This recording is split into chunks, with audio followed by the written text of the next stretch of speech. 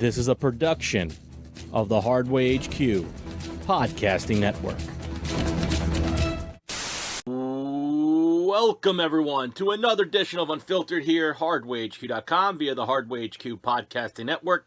You can find this podcast through iTunes, SoundCloud, Stitcher, Amazon Music, Spotify, Google Podcasts, iHeartRadio, the whole gamut of podcasting applications, as well as the aforementioned HardwayHQ.com. Also, we're on YouTube and Facebook with the video portion of it. We're on Facebook, Twitter, and TikTok at HardwayHQ, Instagram at the HardwayHQs, if there's any other one. Advertising concerns, hate mail, John at HardwayHQ.com. That's Jon at, don't that's right, at, use the A with the circles around it. Cool gimmick, cool shtick, cool deal, baby. John at HardwayHQ.com. Whew. I'm Jon Harder here in the beautiful, luxurious Hardway HQ studios. This beautiful studio area here. And, you know, sometimes you forget how long the introduction is at times, but you gotta illustrate your points. You got to get to where everyone can find you. And you can find me here on Unfiltered this week. And for me, you know, it's about time we talk about a little bit something different. You know, I am a huge baseball guy, as everybody knows. I'm a baseball junkie, diehard Mets fan, as you see right up there. Love the New York Mets. But today's a little bit of Yankee news that came out. Jay Bruce, and kind of relates to the Mets in some respects, former New York Met, longtime Cincinnati Red, and for the final few years of his career, a bit of a journeyman, announced his retirement today after almost 14 seasons as a major league ball player. And dude was a very talented athlete, and at one point in 2016, before the infamous trade to the Mets, he led the league in home runs. I mean, dude had a great power stroke. He was a solid hitter, very consistent, especially for the first 10 years of his career. Jay Bruce announced his retirement today, and he retires as a Yankee, even though he wasn't performing at the highest of levels that he felt like he could. So Jay Bruce officially retires, and it makes me think about Yankees baseball for me, because this year is probably one of the first years in a very long time the Yankees have started the season struggling, and it took me back to 2005 a little bit. And for those who don't remember, 2004, the Yankees had the most historic collapse in playoff history, up 3-0 in the ALCS against the Boston Red Sox. They basically had what many people consider to be the World Series that year, even though Florida won it. New York and Boston, everyone was more invested in. They won 7 games. Boston came back from 3-0 down, beat the Yankees 4-3. And 2005, the Yankees had a little bit of that hangover from the overall destruction of their dynasty, the beginning of the end of that dynasty saga of the New York Yankees from 96 to 2004, 2005. And 2005, they had a little bit of a hangover to start the season. And coincidentally, that was around the time I went to my one and only appearance at Yankee Stadium, the original Yankee Stadium. I've only been to one game exactly, and it was an interesting experience, to say the least. That old Yankee Stadium where people say it was a tight squeeze. It was, at the end of its time, it was a dump. But you know what? It wasn't a dump. It was a true haven for the fan experience. Unlike the new Yankee Stadium today, which I don't like. I feel there's a lot of things I'm not a fan of when it comes to the new Yankee Stadium. But this old Yankee Stadium, the fans were on top of the game. Like you could literally feel the place shake when a big moment happened, or big runs happened. And in 2005, near the tail end of that dynasty, I was able to go to a game on April 30th, 2005. I remember this day. I remember this day specifically. I went with my ex-girlfriend, my brother, and my old man, Big Norm, who was not a Yankee fan by any sense of the imagination. I grew up following both teams. My mom was a Yankee fan. My father was a Met fan, obviously, and I followed both teams for a long time until Alex Rodriguez came to the Yankees, and officially I said, you know what, I'm joining the Mets bandwagon. And the Mets stunk, so it wasn't like I jumped on and became a front runner. They really stunk in 03 and 04. And by 2005, the Yankees dynasty started to fizzle out. They didn't not make the playoffs that year, but I kind of wanted to experience the old Yankee Stadium once. And in 2005, I was able to, April 30th, as the Yankees played the Toronto Blue Jays. And the thing I remember most about that game was not was not Alex Rodriguez hitting a home run. It wasn't, Tony Womack getting the game-winning RBI in that game, beating Toronto. But what I will tell you is that it was, for me, the debut of Chien Ming Wang.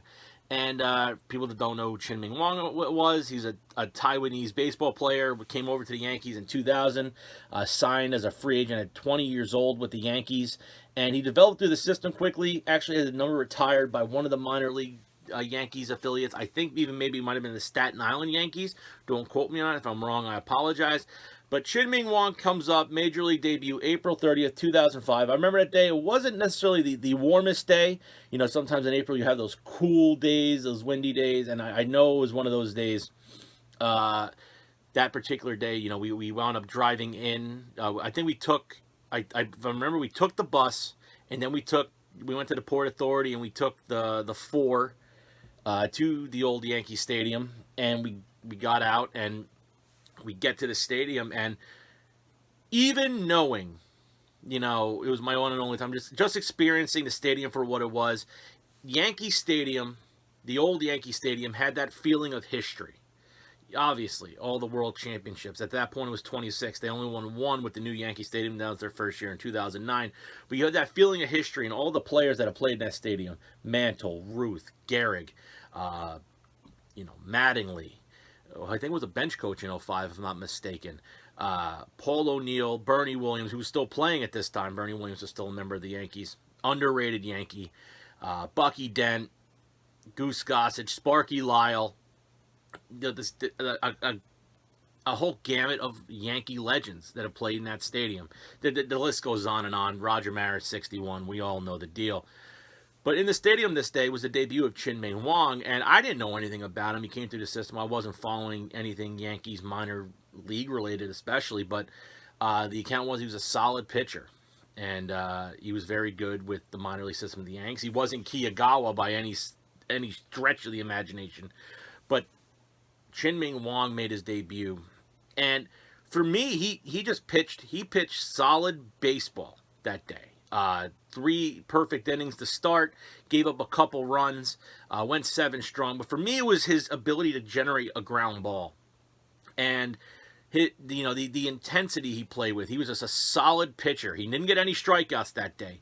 Gave up 2 runs, but he held his own in his major league debut. I mean, you're playing for the New York freaking Yankees. That's the gold standard in baseball, the evil umpire, whatever. And Chien Ming Wang, there's a couple things I remember with him.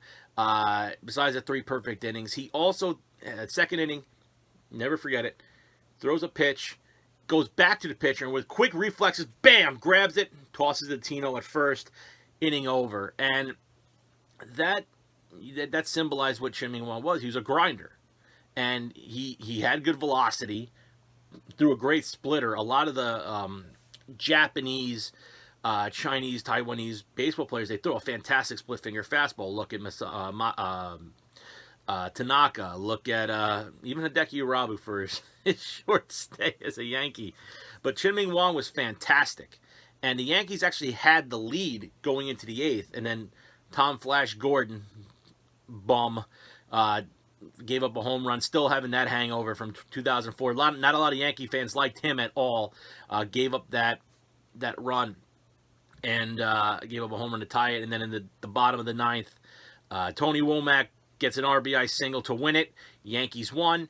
And I can also say that in the old Yankee Stadium, I got to see Mariano Rivera not get a save, but get a win. He came in the 9th inning to keep it in there, and the Yankees finished up 10-14 on the day, and they beat the Toronto Blue Jays, the other Canadian team, Expos. But I felt special because seeing Chien Ming Wang's Major League debut, if you look at him, he wound up going 8-5 that first year, but then the next 2 years he had back-to-back 19-win seasons, which is incredible. I don't think anybody had much of an impact, an underrated impact at that in baseball since Hideo Nomo. And I know Daisuke Matsuzaka was either it was his next year or it might have been this season where he started making his run with the gyro ball for the Boston Red Sox. But seeing the evolution of a guy who I thought was going to be a big-time pitcher for the Yankees, poise, confidence, strategy, Mr. Ground Ball, fantastic few years with the Yankees. Sadly, he dealt with some injuries, some serious injuries to his legs, and never fully recovered. Did decent with the Washington Nationals, and then in 2016, he pitched some solid baseball out of the pen for Kansas City, went 6-0. But I thought Chien Ming Wang was special, and that's a guy not a lot of people talk about. Number 40 for the New York Yankees. I always felt like Chien Ming Wang deserved a lot more praise during the 05 through 07 runs with the Yankees, especially with the fact that in 07 they weren't supposed to make the postseason. And Joe Torre that was Joe Torre's last year as Yankee manager, and they found a way to make the postseason with the young talent, won the wild card, and they didn't advance, but Chien Ming Wang deserves a lot of credit. Should have won the Cy Young in 2006. No disrespect to Johan Santana, excuse me, Mr. Nohan.